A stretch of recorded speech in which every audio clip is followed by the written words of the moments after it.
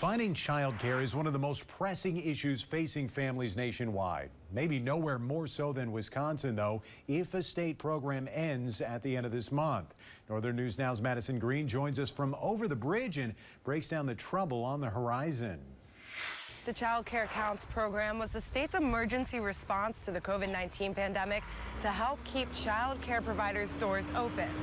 Wisconsin's Child Care Counts program was originally federally funded. Superior Mayor Jim Payne says because of it, child care grew in the region in the last 5 years. This is not theoretical funding. This actually worked. This actually helped solve the problem up here, but it's not solved yet. We need to keep this program going. Payne's concern stems from Republican lawmakers removing $480 million to fund the program from Governor Tony Evers' 2025 to 2027 budget proposal. Wisconsin's economy, especially in the north, is going to be worse if we're not taking care of the families that are actually holding that economy up. Ashland area Democratic Rep Angela Stroud proposed a bill that would keep the program going. We're already seeing facilities closing, which means spots for kids, families not having options. And so if we don't fight and do something as quickly as possible, then, it's really people and kids who are going to be hurt. Republican lawmaker Chance Green said in a statement,